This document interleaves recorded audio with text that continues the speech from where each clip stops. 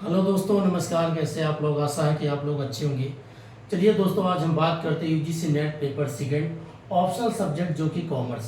तो आज के इसमें जो हमारा टॉपिक चल रहा है अभी यूनिट फर्स्ट, जिसमें हम बात कर रहे हैं business environment and international business. अभी हम बात कर रहे हैं बिजनेस इन्वायरमेंट का। कल हमने 2 टॉपिक इसमें किया था, आज तीसरा टॉपिक है इकोनॉमिक्स पॉलिसी के बारे में बात करेंगे।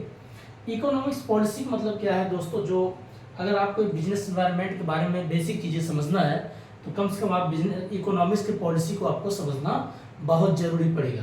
पहला जैसे इसमें आता है मॉनेटरी पॉलिसी क्या है। तो मॉनेटरी पॉलिसी का मतलब होता है दोस्तों विमौद्रीकरण, जो पैसे के कैसे एक नियंत्रण में लाया जाए, कैसे इन्फ्लेशन को और डिफ्लेशन को कंट्रोल में लाया जाए। तो इसको कौन नियंत्रण में लाता है? तो दोस्तों इसको करता है आरबीआई। आरबीआई का काम होता है मॉनेटरी पॉलिसी को एक नियंत्रण में लाना। मतलब इसी का पूरा काम होता है पैसे को कैसे इन्फ्लेशन को कंट्रोल करना, डिफ्लेशन को कैसे कंट्रोल करना, सारा काम कौन करता है? आरबीआई। आरबीआई का इसके कुछ टूल्स होते हैं। अब इसमें क्या है, जैसे आप पढ़ेंगे बैंक रेट क्या है, कैश रिजर्व रेशियो क्या है, रेपो रेट क्या है, एसएलआर क्या है इत्यादि। ये क्या होते हैं? इसके आरबीआई के टूल है। इन्हीं के माध्यम से क्या करता है? पैसे को, इन्फ्लेशन को और डिफ्लेशन को कंट्रोल करता है। और दूसरा है टाइप्स ऑफ मनी। मैं पैसे को कितने भागों में बांटा गया, जैसे M1 money, M0, M1, M2, M3 और M4। इसको 4 भागों में बांटा गया, जिसमें क्या होता है? टाइम डिपॉजिट क्या है, करेंसी क्या है, उसके बाद आपका सेविंग क्या है। तो सारी चीज़ें इसको M1, M0, M1, M2, M3 और M4, ये सारी चीज़ें इसको बेसिक जो टर्म होते हैं मॉनेटरी पॉलिसी के ही आधार होते हैं। दूसरा हम पढ़ते हैं फिस्कल पॉलिसी। फिस्कल पॉलिसी क्या होता है? जो सरकार होती है, अगर आप देखते हो जब बजट बनाता है, आपको आर्टिकल 112 आर्टिकल अगर आप पढ़ेंगे तो 112 के अंतर्गत एक कानून बनाया गया है कि फिस्कल मतलब राजकोषीय, जो सरकार के पास कहाँ से पैसा आता है और कहाँ से पैसा जाता है।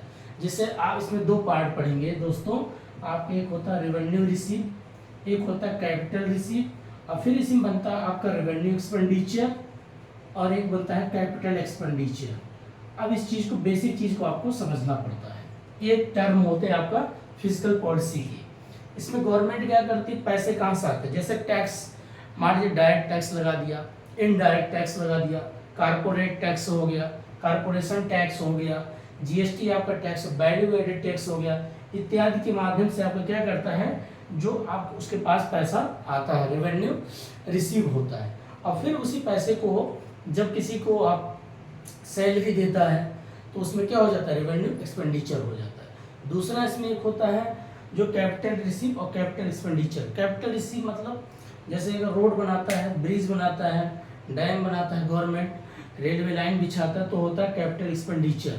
और जब उनके माध्यम से पैसा आने लगता है, जैसे अगर रेलवे बिछाया तो उससे पैसा लगा, और दूसरी चीज़ जब रेलवे बिछ गया तो आपके वो पैसा लग गया, और जब रेल चलती है तो आप देखते होंगे उसमें जो टिकट के माध्यम से पैसा आता है, तो गवर्नमेंट को क्या होता है? कैपिटल रिसीव होता है। इसमें 2 चीज़ को ज़्यादा ध्यान दिया जाता है। रेवेन्यू रिसीव क्या है, रेवेन्यू एक्सपेंडिचर क्या है, कैपिटल रिसीव क्या है, कैपिटल एक्सपेंडिचर क्या है। फिर उसके बाद हम पढ़ते हैं फिस्कल डिफिसिट। अब फिस्कल डिफिसिट राजकोषीय घाटा कब होता है? सिंपल सी बात है, अगर आपका रिसीव इनकम कम है, खर्चे ज़्यादा है, तो आप तो घाटे में रहेंगे। भाई अगर आप मान लीजिए गवर्नमेंट के पास अगर एक्सपेंडिचर 200 करोड़ है, खर्च कितना कर दिया? एक्सपेंडिचर 200 करोड़, और रेवेन्यू उसका कितना हो रहा है दोस्तों? अगर देखा जाए 150 करोड़, तो कितना घाटे में जा रहा है? 50 करोड़ का। तो ये बोलते हैं फिस्कल डिफिसिट, मतलब ये घाटे में, रेवेन्यू कम, एक्सपेंडिचर ज़्यादा। दूसरा impact of high fiscal deficit. इसका इम्पैक्ट कहाँ कहाँ पड़ता है, इसका क्या प्रभाव पड़ता है? अगर डिफिसिट होता है तो दोस्तों, अगर एक्सपेंडिचर मान लीजिए खर्चा ज़्यादा होता है, अगर रेवेन्यू में अगर आप खर्च ज़्यादा कर रहे हैं तो एक प्रकार से देश के हित में नहीं है। अगर आप कैपिटल में एक्सपेंडिचर अगर आप ज़्यादा खर्च कर रहे हैं वो देश के हित में है। बात को समझिए। कहने का मतलब है, अगर हम किसी को सैलरी दे रहे हैं, बढ़ा के सैलरी दे रहे हैं, बट क्या है कि उससे कुछ दिख नहीं रहा, लेकिन गवर्नमेंट का अगर मान लीजिए किसी का सैलरी 50,000 पर मंथ था, आज उसको बढ़ा के 1 लाख कर दिए, 1 लाख कर दिए दोस्तों। तो आप ध्यान से देखिए, अब ध्यान से देखिएगा दोस्तों, इसमें 1 लाख हो गया, बट इसमें उसकी सैलरी बढ़ रही है। एक प्रकार से अगर देखा जाए तो ये इन्फ्लेशन का कारण बन सकता है। अगर गवर्नमेंट यही रोड बनवाती, अच्छे ब्रिज बनवाती है, अच्छे डैम बनवाती है, अच्छे रेलवे लाइन बिछाती है, एक प्रकार से लॉन्ग टर्म एक्सपेंडिचर खर्च करता है, तो वो क्या होता है देश के लिए, अगर मान लो घाटे में है लेकिन वो क्या करता है, रोजगार क्रिएट करता, कभी देश का मतलब बजट जो होता है वो कभी डिफिसिट में नहीं जाता। तो इम्पैक्ट हाई फिजिकल डिफिसिट किस में होता है, इम्पैक्ट अगर ज़्यादातर रेवेन्यू एक्सपेंडिचर ज़्यादा होता है तो ज़्यादातर नुकसानदेह होता है। अगर कैपिटल एक्सपेंडिचर एक्सेस होता है तो देश के लिए हित में होता है। दूसरा है physical deficit, saving and capital formation.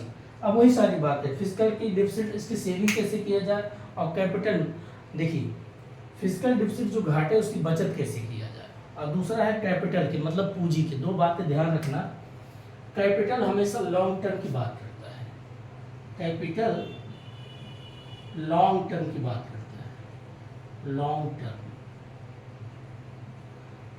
ठीक है। अगर आप लंबे समय के लिए, जैसे गवर्नमेंट ने पॉलिसी बनाया, बजट निकाला, मान लीजिए लोकसभा और राज्यसभा में बैठ के एक बिल पास कर दिया कि हमें देश में नया चीज इन्वेस्टमेंट करना है, कम से कम हमें जो है भारतमाला परियोजना हमें बनाना है।